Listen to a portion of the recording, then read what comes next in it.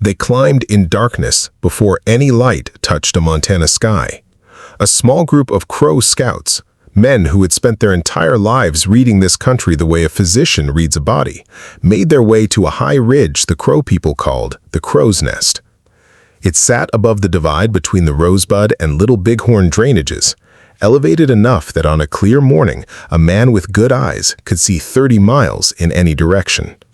They reached the top before dawn and waited. When the light came up on June 25, 1876, the scouts scanned the valley below. What they found in the distance wasn't one thing you could point to and name. It was the land itself moving wrong. The benchland near the Little Bighorn River seemed to shimmer and crawl, the way spoiled meat crawls when you look at it close. The Crow Scouts recognized exactly what that shimmer meant. It meant horses. Thousands upon thousands of horses, so many that from this distance the herd looked like a living skin spread across the hills, pulsing and shifting in the early light. Mitch Boyer, the mixed-blood Sioux-French scout who had worked these plains for 3 decades, looked out at it and felt something settle in his chest. He had never seen anything like this in all his years of scouting. He would say so directly, in plain language, to the man who was about to ignore him. That man was Lieutenant Colonel George Armstrong Custer. And what happened when Custer climbed that ridge and heard what his scouts had to say is one of the most studied moments in American military history. Not because the outcome is mysterious, but because the warning was so precise, so clear, and so completely set aside. The scouts were right. They knew it. They said so. And 268 American soldiers died on a hot June afternoon, in large part because one man decided he knew better than the people who had spent their lives learning this land. George Custer arrived in Montana Territory in the summer of 1876, carrying a reputation that had become, by that point, something of a burden. He was famous in a way that distorted his judgment. The press had called him the boy general during the Civil War, when he had risen to brevet major general at 23, more through aggression and raw nerve than tactical sophistication. He had a gift for getting there fast and hitting hard, and in the fluid, opportunistic warfare of the Shenandoah, those qualities had served him brilliantly. By 1876, he was 36 years old and still operating from a template that had been cut during those years. His record on the plains was more complicated. In 1867, he was court-martialed and suspended for a full year, for abandoning his command, for ordering the excessive punishment of deserters, for unauthorized marches while his men were dying of cholera. The Army called it a victory. Custer called it a method. Washita shaped his thinking about how plains warfare worked. In his estimation, the pattern was consistent. Catch a village by surprise, strike before the warriors could organize, and the camp would collapse. What he took from that fight was the value of speed and aggression. What he never properly examined was what had made Washita possible in the first place. A sleeping camp, no warning, complete surprise on a frozen November morning. Those conditions were not replicable on demand, and assuming they would repeat themselves was exactly the kind of error that experience is supposed to prevent. By June of 1876, he was also operating under political pressure. Earlier that year, he had testified before Congress about corruption in the Indian Bureau, testimony that implicated President Grant's own brother. Grant had been furious. Custer's command of the 7th Cavalry in the summer campaign had nearly been stripped from him entirely, and he had gone hat in hand to General Terry to plead for the assignment. He got it, but the whole episode had left him in a position where he needed a clear, undeniable victory, something that would put his name back in the papers the right way and remind people who George Custer was. The expedition he joined was part of a 3-pronged campaign to push the non-treaty Lakota and Cheyenne, those who had refused to settle on reservations, back onto agency land. General Terry commanded from the east. General Crook came up from the south. General Gibbon moved in from the west. The plan was to converge on the hostile bands before they could scatter into the broken country north of the Yellowstone, surround them if possible, and force compliance. What none of those commanders fully understood in those early days of June was what they were actually riding toward. Sitting Bull had spent the previous winter moving among the non-treaty bands, carrying word of a vision. In that vision, he had seen soldiers falling from the sky like grasshoppers, tumbling upside down into a Lakota camp. He interpreted it as a promise. Soldiers would come, and they would be destroyed. The vision worked on the people he visited the way a prophecy that confirms existing desire always works. Bands that might have stayed near the agencies began drifting west and north to join a massive summer gathering on the Greasy grass, the river the Americans called the Little Bighorn. By late June, the village stretched for nearly 3 miles along the west bank of that river. Estimates of its population have been contested for over a century, but the most careful analyses put the number somewhere between 10,000 and 15,000 people, with 2,000 to 4,000 warriors capable of fighting.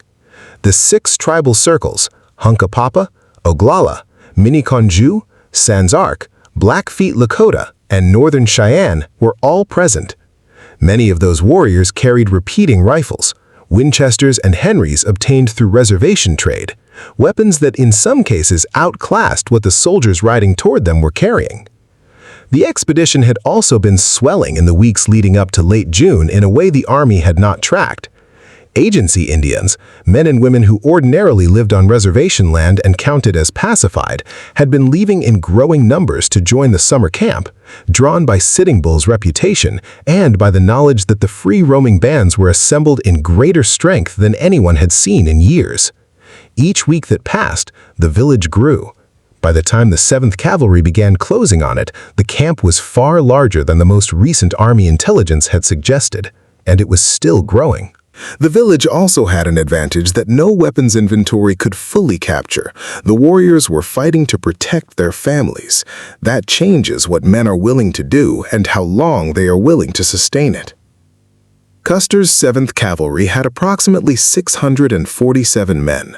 The scouts had been reading the trail the regiment was following since June 22, the massive track left by that village crossing the country, and what they were reading was alarming. The pony herd tracks spread for hundreds of yards across the prairie grass. Abandoned campsites showed fire rings in the hundreds. One campsite was so large that when officers walked through it, some of them struggled to believe a single traveling village had made it.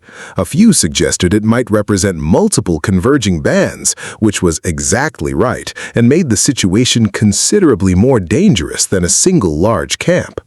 The scouts who were reading these signs were not inexperienced men.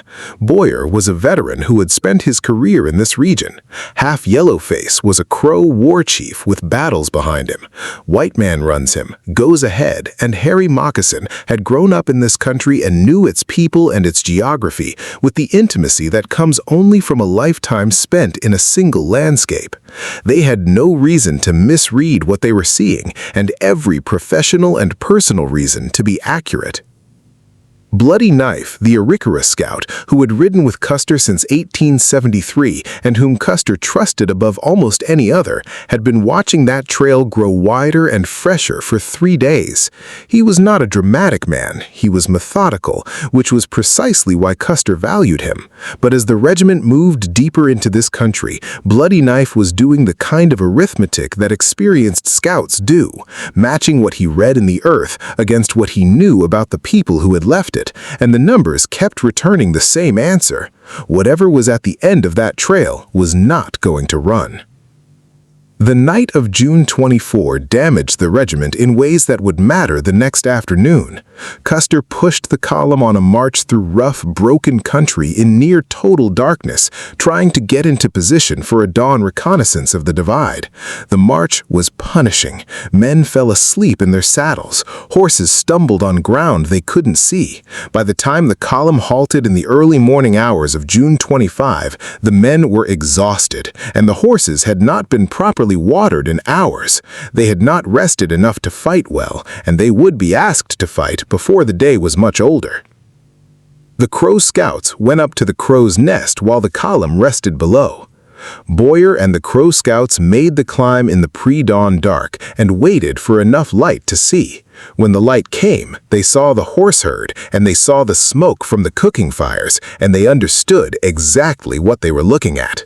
Boyer sent word back for Custer. Custer rode up to the vantage point in the growing morning light and looked where Boyer pointed. He said he couldn't see what they were describing. The distance was perhaps 15 miles, and summer haze sat heavy over the valley. Boyer handed him field glasses. Custer looked again and said he still couldn't make it out clearly. Boyer told him directly this was the largest Lakota and Cheyenne gathering he had seen in 30 years of work on these plains. The Crow Scouts confirmed it without hesitation. Half Yellowface, a man who had been reading enemy camps for decades, told Custer through an interpreter that both of them were going to die that day. There is a version of that exchange that gets reduced in popular retellings to a single dramatic line, as though Half Yellowface spoke once and Custer waved him off, and that was the end of it. The reality was more extended and more uncomfortable. Boyer pressed the point. He did not speak the way a subordinate hedging his assessment speaks. He told Custer that the village was too large to attack and that the regiment would be overwhelmed. The Crow Scouts were agitated in a way that veterans of frontier warfare did not often become agitated, which itself was information. Men who had spent their careers riding toward dangerous situations recognized when a situation crossed from dangerous into something different, something categorically larger. Custer laughed. He said something to the effect that his Crow friends were too easily frightened. Half Yellowface was not frightened in the way Custer meant. He was making a professional assessment based on what his eyes were telling him, and he was delivering it with the directness that the situation demanded. He had no political stake in this fight. He had nothing to protect except his own life and the lives of his people. He was telling Custer what he saw, and what he saw was a catastrophe waiting for the 7th Cavalry to ride into it. Then word came up the ridge that complicated the morning further. Some of Custer's soldiers, out searching for a lost pack of hardtack during the night march, had crossed paths with a group of Lakota men near an abandoned campsite. The Lakota had spotted the soldiers and ridden off toward the valley. Custer concluded that the element of surprise was gone. If those men reached the village and reported soldiers in the area, the whole camp would pull up and vanish into the broken country before the regiment could close with it. This was the kind of reasoning that the Washita template encouraged, move before they run, and Custer applied it without asking whether it actually fit the situation. The problem was that it probably didn't. The men who had spotted the soldiers were most likely a small hunting party, and there is no solid evidence that any alarm reached the main village before Reno's battalion appeared at its southern end hours later. The people in that camp on the afternoon of June 25th were largely caught unawares when the attack came. They were not prepared and waiting. But Custer believed he was about to lose his target, and that belief drove him toward a decision his scouts had already told him would be fatal. He would attack on June 25th, immediately, with the regiment in its degraded condition, against a concentration of warriors that his most experienced scouts had just described in terms of unmatched scale. He also divided the regiment, and in doing so, he was not merely making a tactical error. He was departing from the spirit of the orders General Terry had issued. Those orders had given Custer considerable latitude, but they had also assumed that the 7th Cavalry would not strike the village until Gibbon's column was in position to cut off escape routes to the north and west. Terry's plan depended on a coordinated converging movement, and Custer's decision to attack on June 25th meant the regiment was going in alone, without the pressure from the north that the plan required. Custer knew this. He chose to proceed anyway, partly because he feared the village would scatter, and partly because a victory claimed jointly with Gibbon was not the kind of victory he needed. Captain Benteen took 3 companies south on a scouting sweep that would keep him out of the fight during the critical opening hours. Major Reno took 3 companies with orders to attack the south end of the village. Custer kept 5 companies for himself, intending to strike the camp from the north while Reno's attack drew the warriors' attention to the opposite end of the village. 1 company stayed back with the pack train. Bloody Knife rode with Reno's column. Before the movement began, he turned to a fellow Arikara scout and made a gesture indicating the position of the sun, then swept his hand across all the soldiers visible around him. The meaning was clear to anyone who watched. By the time that sun went down, none of them would be alive. The Crow Scouts, Boyer, Half Yellowface, White Man Runs Him, Goes Ahead, Harry Moccasin, asked to be released from further service. They had seen what was in that valley. They had reported it accurately. They had been dismissed. They were not willing to die in a battle that was being fought against every piece of information they had provided. Custer released them. Only Boyer chose to stay, riding north with Custer's own column to the end. He died on the ridge that afternoon, alongside every man in the command. Reno's attack on the southern end of the village collapsed within minutes. He had roughly 140 men. The warriors who came out to meet him came in numbers he had not prepared for, and the charge stalled, reversed, and came apart in a retreat toward the bluffs east of the river. Reno lost a third of his command in those minutes of fighting and the crossing that followed. Bloody Knife was killed riding beside the major. The survivors dug in on the bluffs and held through the rest of the afternoon and into the following day, Benteen arriving eventually to reinforce them. Custer's column moved north along the ridgeline on the east bank of the river, looking for a crossing point from which to strike the village's flank. What he found instead was that the village had turned toward him. Crazy Horse led a large force in a sweeping ride that cut off the regiment's line of retreat to the south. Other warriors crossed the river at the northern end of the camp and came up through the ravines toward the ridge where Custer's 5 companies were trying to find defensible ground. The fight on what is now called Last Stand Hill lasted somewhere between 20 minutes and an hour, depending on which accounts you weigh. 210 men died there. Custer, his brothers Tom and Boston, his nephew Audie Reed, his brother-in-law Jimmy Calhoun, and every man in those 5 companies. No survivor from Custer's command lived to describe what happened in sequence. What the physical evidence showed when Army officers came to bury the dead 2 days later was not a last stand in the romantic sense. The bodies were scattered across nearly a mile of broken ridgeline, in clusters and alone, suggesting the command had fragmented and tried to run at some point before the end. Some men had exhausted their ammunition, others had barely fired at all. The ridge told a story of rapid collapse, not heroic resistance. White Man Runs Him lived until 1929. He gave interviews to historians and journalists in his later years, and his account of what happened on the Crow's Nest remained consistent across all of them. He described telling Custer what was in the valley. He described the dismissal. He did not express particular bitterness in the recorded interviews. He stated the facts as he had seen them and let them stand on their own weight. Goes Ahead also survived the campaign and gave his account to researchers in the years that followed. Harry Moccasin, the last of the Crow Scouts from that morning, died in 1922. Each of them, across the decades, aligned on the same central point. They had seen the village, they had reported it accurately, and Custer had not accepted what they told him. It is worth pausing on that consistency. These men gave their accounts across different decades to different interviewers in a period when the dominant American narrative about Little Bighorn was working hard to transform Custer's defeat into a story about heroic sacrifice rather than a story about a commander who ignored everything his scouts told him. The Crow Scouts had no institutional incentive to be heard and considerable social pressure to let the prevailing mythology stand. They told the same story anyway, because it was what had happened.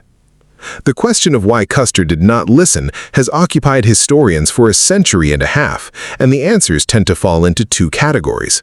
The first is personal. Custer was overconfident, blinded by ambition, and unable to absorb a warning that cut against a plan he had already settled on. The second is structural. The tactical doctrine of the era told commanders to strike quickly before an enemy could concentrate or scatter, which meant the size of the target was almost irrelevant. The prescribed answer was always to attack fast and sort out the rest afterward. Both of those things are almost certainly true, and they reinforced each other in a way that made the scouts' warnings nearly impossible to act on. Custer did not receive their reports as intelligence to be weighed. He received them as friction to be pushed past. And the men delivering those warnings were not guessing or hedging or covering their own fear. Boyer was among the most seasoned scouts working the northern plains. Half Yellowface had been reading enemy camps since before Custer entered West Point. Bloody Knife had ridden alongside the 7th for years and had never given inaccurate intelligence. These men had no professional incentive to exaggerate and every reason to be accurate. Their own survival depended on it, and so did the survival of the men they worked for. When they said the village was too large for the regiment to handle in its current condition, they were reading the ground the way they had read it their entire lives. The Little Bighorn battlefield is a quiet place today. White marble headstones stand in the brown grass of the ridgeline where Custer's companies died. A red granite monument near the river, placed there in more recent years, honors the Lakota and Cheyenne who fought and survived. The crow's nest is accessible by trail, and on a clear morning, you can stand where Boyer and Half Yellowface stood and look west toward the valley. The distance is still about 15 miles. The benchland below still shimmers in summer haze. If you've spent your life learning to read this kind of country, if you know what a massive pony herd looks like from elevation at dawn, you can pick out the shape of what once stood there. If you don't know what you're looking for, you might look at the same view and see nothing alarming at all. That gap between the man who had learned the land and the man who had not is the most honest summary of what happened on June 25, 1876. The men who understood what they were seeing looked out and recognized disaster. The man who did not understand pressed forward before the opportunity could escape. And on a dry ridge above the greasy grass, with the temperature in the 90s and warriors rising through every draw and ravine, 268 men paid the price for the distance between those two ways of looking at the same piece of ground. The scouts had been right. They had known it from the moment the valley came into view at dawn. They had said so in the clearest language available to them. And the one thing that lay beyond their reach, beyond Boyer's career on the plains and a war chief's battlefield judgment and Bloody Knife's wordless, devastating gesture toward the sun, was the ability to make a man who had already decided listen.